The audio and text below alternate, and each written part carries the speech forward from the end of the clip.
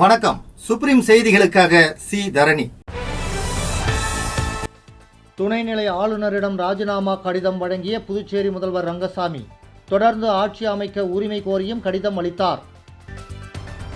Puducherry Thattanchavadi market கமிட்டியில் மணிலாவின் விலை கிடுகிடு உயர்வு, விவசாயிகள் மகிழ்ச்சி. புதுச்சேரி தனியார் விடுதியில் தமிழக அதிமுக சட்டமன்ற உறுப்பினர்கள், பலத்த போலீஸ் பாதுகாப்பு.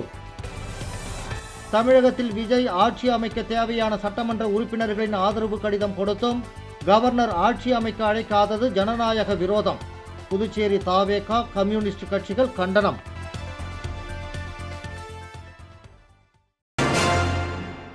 புதுச்சேரி முதலமைச்சர் ரங்கசாமி துணைநிலை ஆளுநர் கைலாசநாதனை சந்தித்து ராஜினாமா கடிதத்தை வழங்கினார். தொடர்ந்து புதிய ஆட்சியை அமைக்க உரிமை கோரியும் கடிதம் அளித்துள்ளார். கூட்டணி எம்எல்ஏக்களின் ஆதரவு பட்டியலை சமர்ப்பிக்கப்பட்டதாகவும் தகவல் வெளியாகியுள்ளது. புதுச்சேரி சட்டப்பேரவை தேர்தலில் என்ஆர் காங்கிரஸ் கூட்டணி வெற்றி பெற்றதை தொடர்ந்து முதலமைச்சர் ரங்கசாமி இன்று துணைநிலை ஆளுநர் கைலாசநாதன் அவர்களை நேரில் சந்தித்தார். அப்போது தற்போதைய அமைச்சரவை பதவியை ராஜினாமா செய்வதற்கான கடிதத்தை துணைநிலை ஆளுநரிடம் வழங்கினார். தொடர்ந்து சமீபத்தில் நடைபெற்ற சட்டப்பேரவை தேர்தலில் மக்கள் அளித்த ஆதரவை முன்னிறுத்தி புதிய ஆட்சியை அமைக்க உரிமை கோரியும் கடிதம் அளித்துள்ளார். இந்த சந்திப்பின் போது என்ஆர் காங்கிரஸ் மற்றும் கூட்டணி கட்சிகளின் வெற்றி பெற்ற எம்எல்ஏக்களின் ஆதரவு பட்டியலும் சமர்ப்பிக்கப்பட்டதாக தகவல் வெளியாகியுள்ளது. மேலும் விரைவில் புதிய அமைச்சரவை பதவியேற்பு விழா நடைபெறும் என அரசியல் வட்டாரங்களில் எதிர்பார்ப்பு நிலவுகிறது. புதுச்சேரியில் புதிய ஆட்சி அமைக்கும் பணிகள் தீவிரமடைந்துள்ள நிலையில் அரசியல் சூழல் பரபரப்பாக காணப்படுகிறது. புதுச்சேரி தட்டாஞ்சாவடி மார்க்கெட் கமிட்டியில் மணிலாவின் விலை திடீரென உயர்ந்துள்ளதால் விவசாயிகள் மகிழ்ச்சி அடைந்துள்ளனர். புதுச்சேரி தட்டாஞ்சாவடி மார்க்கெட் கமிட்டியில் கடந்த ஒரு மாதமாக தேர்தல் காரணமாக குறைந்திருந்த மணிலா உள்ளிட்ட விளைபொருட்களின் வரத்து தற்போது தேர்தல் செயல்முறைகள் முடிவடைந்ததை தொடர்ந்து மீண்டும் அதிகரித்துள்ளது. விவசாயிகள் அதிக அளவில் விளைபொருட்களை கொண்டு வர தொடங்கியுள்ளதால் மார்க்கெட் வளாகம் முழுவதும் மணிலா மூட்டைகள் அடுக்கி வைக்கப்பட்டுள்ளன.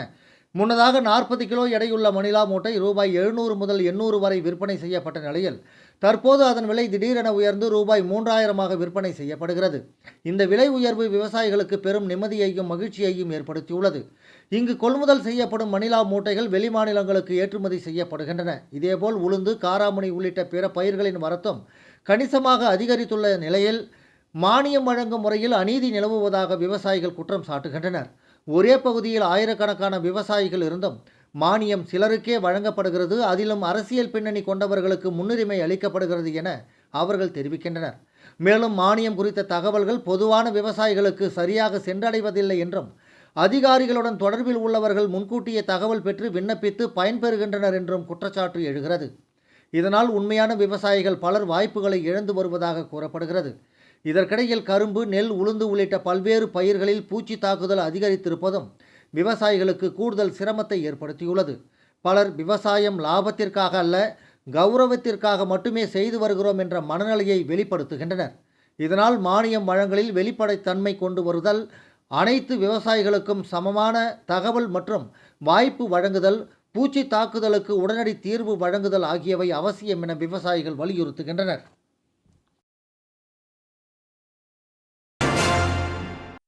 புதுச்சேரியில் உள்ள தனியார் விடுதியில் தமிழக அதிமுக சட்டமன்ற உறுப்பினர்கள் தங்கியுள்ள நிலையில் போலீஸ் பாதுகாப்பு போடப்பட்டுள்ளது. தமிழகத்தில் நடந்து முடிந்த சட்டமன்ற தேர்தலில் தாவேகா பெரும்பான்மையுடன் வெற்றி பெற்றது. காங்கிரஸ் ஆதரவுடன் தாவேகா ஆட்சியை அமைக்க தமிழக ஆளுநரிடம் கடிதம் கொடுத்த நிலையில் பெரும்பான்மை காட்ட வேண்டும் என ஆளுநர் கூறியுள்ளார். இந்த நிலையில் அதிமுக ஆட்சி அமைக்க திமுக மறைமுக ஆதரவு தெரிவிப்பதாக தகவல் வெளியாகியுள்ளது. இந்த நிலையில் வெற்றி பெற்ற அதிமுக எம்எல்ஏக்கள் புதுச்சேரி புதுக்குப்பத்தில் உள்ள தி ஷோர் திருஷ்வம் தனியார் ரெசார்ட்டிற்கு வருகை தந்த வண்ணம் உள்ளனர். கடலூர், விழுப்புரம் மற்றும் கள்ளக்குறிச்சி, திருவண்ணாமலை, சேலம் உள்ளிட்ட பல்வேறு மாவட்டங்களைச் சேர்ந்த 10க்கும் மேற்பட்ட அதிமுக எம்எல்ஏக்கள், முக்கிய நிர்வாகிகள் அதிமுக கொடி பொருந்திய கார்களில் வந்துள்ளனர். இதனைத் தொடர்ந்து அசம்பாவிதங்கள் ஏதும் நடைபெறாமல் இருக்க புதுச்சேரி காவல்துறை சார்பில் பலத்த பாதுகாப்பு ஏற்பாடுகள் செய்யப்பட்டுள்ளன. காவல்துறை கண்காணிப்பாளர் ஜிந்தா கோதண்டராமன் மேற்பார்வையில் ஆய்வாளர் சத்யநாராயணன் மற்றும் உதவி ஆய்வாளர் விஜயகுமார் உள்ளிட்ட போலீசார் தற்போது தீவிர பாதுகாப்பு பணியில் ஈடுபட்டு வருகின்றனர். தமிழகத்தில் விஜய் ஆட்சி அமைக்க தேவையான சட்டமன்ற உறுப்பினர்களின் ஆதரவு கடிதங்களை கொடுத்திருந்தும் ஆட்சி அமைக்க அழைக்காதது ஜனநாயக விரோதம், மத்திய அரசின் கைப்பாவையாக ஆளுநர் செயல்படுகிறார் என புதுச்சேரி தாவேகா மற்றும் கம்யூனிஸ்ட் கட்சிகள் கண்டனம் தெரிவித்துள்ளன. தமிழ்நாட்டில் தாவேக தலைவர் விஜய் ஆட்சி அமைப்பதற்கு தேவையான சட்டமன்ற உறுப்பினர்களின் ஆதரவு கடிதங்களை கொடுத்திருந்தும் தமிழக ஆளுநர் ஆட்சி அமைக்க அழைப்பு விடுக்கவில்லை. இதற்கு பல்வேறு தரப்பினர் எதிர்ப்பு தெரிவித்து வருகின்றனர். இந்த நிலையில் புதுச்சேரி தாவேக ஆதரவு சட்டமன்ற உறுப்பினர் நேரு மற்றும் தாவேக சட்டமன்ற உறுப்பினர் ராமு ஆகியோர் கூட்டாக செய்தியாளர்களை சந்தித்தனர். அப்போது பேசிய அவர்கள், புதுச்சேரி மணவெளி தொகுதியில் வெற்றி பெற்ற சட்டமன்ற உறுப்பினர் ராமு பாஜக அமைச்சர் நமச்சிவாயத்தை சந்தித்தது மரியாதை நிமித்தமான சந்திப்பு என்று விளக்கம் அளித்த நேரு, தமிழகத்தில் ஆட்சி அமைப்பதற்கு தேவையான சட்டமன்ற உறுப்பினர்களின் ஆதரவு கடிதங்களை தாவேக தலைவர் விஜய் ஆளுநரிடம் வழங்கியும் ஆளுநர் ஆட்சி அமைக்க அழைக்காதது ஜனநாயக விரோதம், இது கண்டிக்கத்தக்கது என்று தெரிவித்தார்.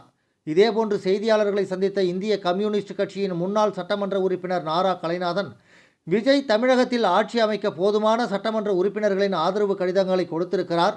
அவர் மெஜாரிட்டியை நிரூபிக்க வேண்டிய இடம் ஆளுநர் மாளிகை அல்ல, சட்டப்பேரவை.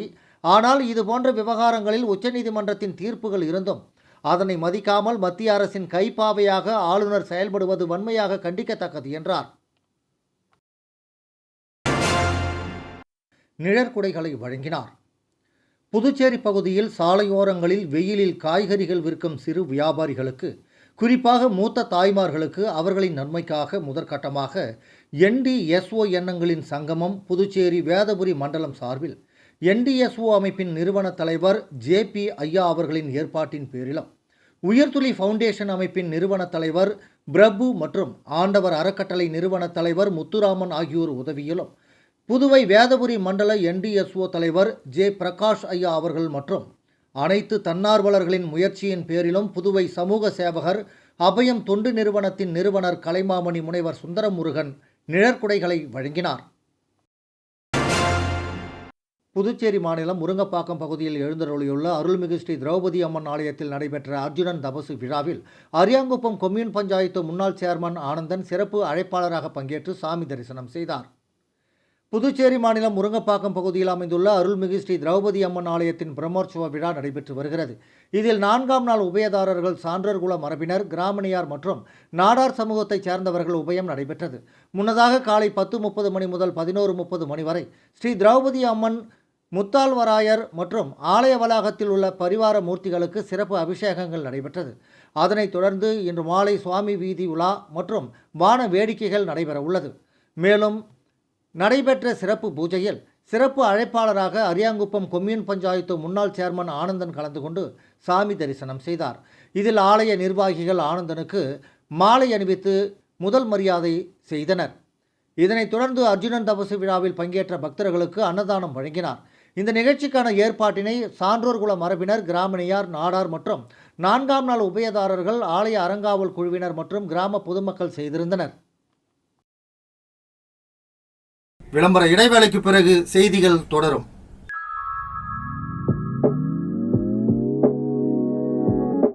ஜோசாலுகாஸில் இயர் எண்ட் சேல் வந்தாச்சு.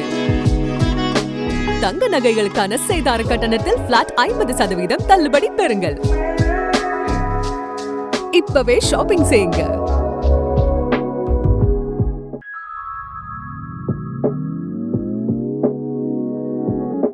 ஜோசாலுகாஸில் இயர் எண்ட் சேல் வந்தாச்சு. தங்க நகைகளுக்கான சேதார கட்டணத்தில் பிளாட் 50% தள்ளுபடி பெறுங்கள். இப்பவே ஷாப்பிங் செய்யுங்க. செய்திகள் தொடர்கின்றன. ஸ்ரீனிவாச ராமானுஜதாசர் அவர்களின் 7ஆம் ஆண்டு நினைவஞ்சலியை முன்னிட்டு ஜிப்மர் மருத்துவமனை வளாகத்தில் அன்னதானம் வழங்கப்பட்டது.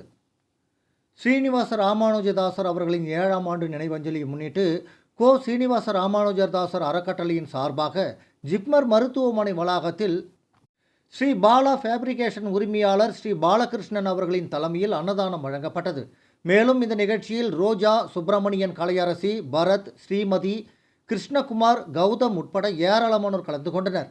இந்த நிகழ்ச்சிக்கான ஏற்பாட்டினை பாலகிருஷ்ணன் குடும்பத்தினர் செய்திருந்தனர். வில்லியனூர் திருக்காமேஸ்வரர் கோயிலில் சட்டமன்ற உறுப்பினர் ரவிக்குமார் குடும்பத்துடன் சாமி தரிசனம் செய்தார்.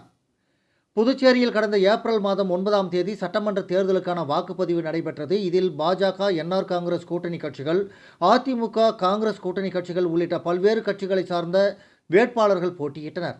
இந்த நிலையில் சட்டமன்ற தேர்தலுக்கான வாக்கு எண்ணிக்கை கடந்த 4ஆம் தேதி நடைபெற்றது. இதில் பாஜக, என்ஆர் காங்கிரஸ் கூட்டணி கட்சி வேட்பாளர்கள் அதிக இடங்களில் வெற்றி பெற்று ஆட்சி அமைக்க உள்ளனர். இதனிடையே வில்லியனூர் தொகுதியில் மோஹித் கன்ஸ்ட்ரக்ஷன் உரிமையாளர் ரவிக்குமார் என்ஆர் காங்கிரஸ் சார்பில் வேட்பாளராக போட்டியிட்டு வெற்றி பெற்று சட்டமன்ற உறுப்பினராக தேர்வு செய்யப்பட்டுள்ளார்.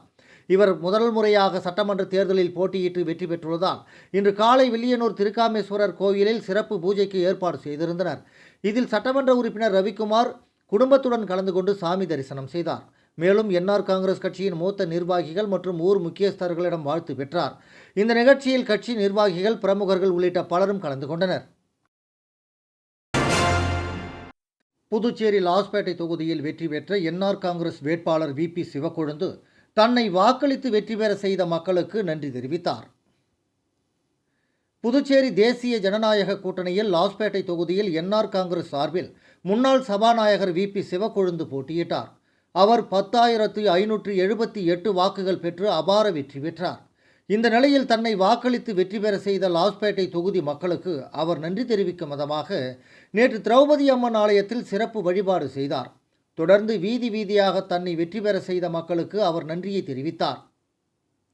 அதனைத் தொடர்ந்து சிவசுப்பிரமணியர் ஆலயத்தில் நடைபெற்ற சிறப்பு பூஜையில் அவர் கலந்து கொண்டார். தொடர்ந்து வாக்களித்த மக்களுக்கு அவர் நன்றி தெரிவித்தார்.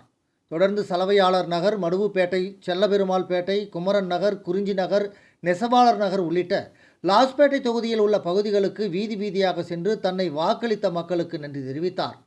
அப்போது சப்தகிரி அறக்கட்டளை பொறுப்பாளர் ரமேஷ்குமார் மற்றும் லாஸ்பேட்டை தொகுதியை சேர்ந்த என்ஆர் காங்கிரஸ் நிர்வாகிகள், கூட்டணி கட்சியைச் சேர்ந்த நிர்வாகிகள், சப்தகிரி அறக்கட்டளை நிர்வாகிகள் பலர் உடனிருந்தனர்.